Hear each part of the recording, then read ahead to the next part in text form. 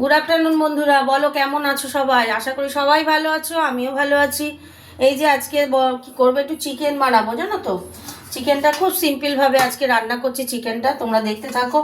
এই যে চিকেন ধুয়ে রেখে দিয়েছি, এই যে সিম্পলভাবে বানাবো।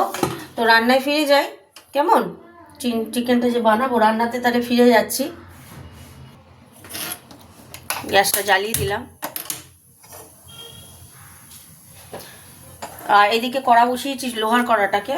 এদিকে একটু আলুটা ভাজবো। চিকেনের আলুটা একটু সিদ্ধ করে নিয়েছিলাম, আলুটা ভাজবো বলে তাই বসিয়েছি। এবার আলু ভাজার জন্য একটু তেল দিয়ে দিলাম এদিকে। আর এদিকে মাংসর জন্য সর্ষের তেল দেবো কড়াতে। সর্ষের তেল দেবো। এটা কাট না, দাঁড়িয়ে দাঁড়িয়ে কি কাটবো? আস্তে, এই যে টমেটোটা এখানে কাট। আমাকে কি বাদাম দেবে বললো? বাদাম বা ওয়াশিং মেশিনের ওপরে রয়েছে। একটু তেল দিয়ে দিলাম। আর তেলের মধ্যে একটু মিষ্টি দেব। ব্যাস, হতে থাক। তেলটা গরম হোক।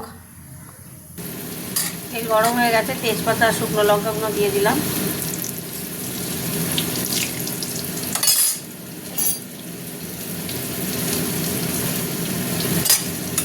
একটু গরম গরম হোক।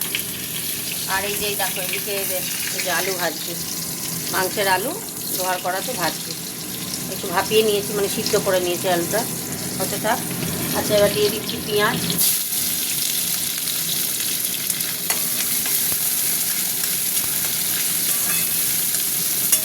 পেঁয়াজটা ভাজা ভাজা হোক। পেঁয়াজটা অনেকটা ভাজা ভাজা হয়ে গেছে। এবার চিকেনগুলো ভাজবো, মানে এই পেঁয়াজের সাথে ভাজবো।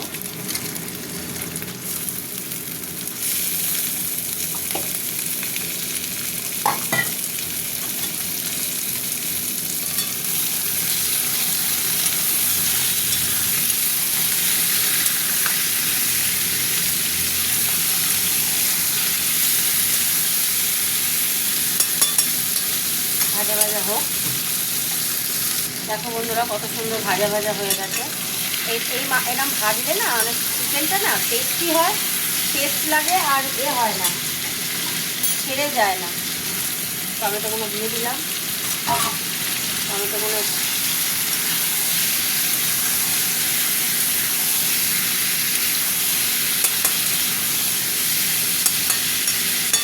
কেমন হয়েছে কমেন্ট করে জানিয়ে। টমেটোগুলো একটু আবার নিয়ে এলাম। দেখো,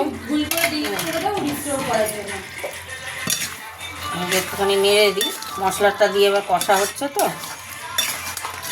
হতে থাক। গ্যাসটাকে কমিয়ে দিয়েছিলাম, আবারও চাপা দিয়ে দেবো।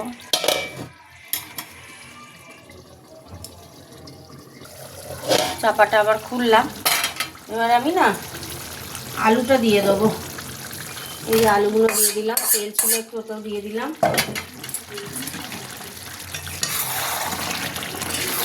সুন্দর কালার এসছে, দেখো। এরকম করে বাড়িতেও রান্না করে দেখবে, কেমন কমেন্ট করে জানিও কেমন হয়েছে রান্নাটা। হতে থাক, এখনো হবে।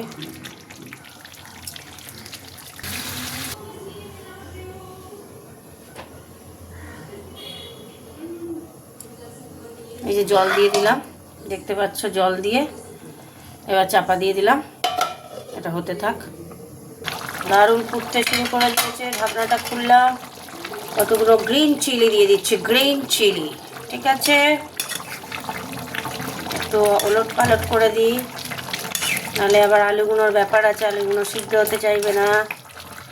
বড় গোটা গোটা আলু দিয়েছি তো, ওলট পালট করে দিলাম। হতে থাক, এখনো হবে গো, এখনো হবে। আলুটা একবার দেখি তো। হ্যাঁ, আলু হয়েছে, আলু সিদ্ধ হয়ে গেছে। মাংস এখনো হয় কিনে দেখিনি, না আর একটু হবে। হতে থাক বন্ধুরা। আবারও চাপা দিই। গ্যাসটা আর একটু কমিয়ে দেবো। হতে থাক, তাই না। চাপাটা খুলবো, হয়ে গেছে, মাংস হয়ে গেছে। পাচ্ছ,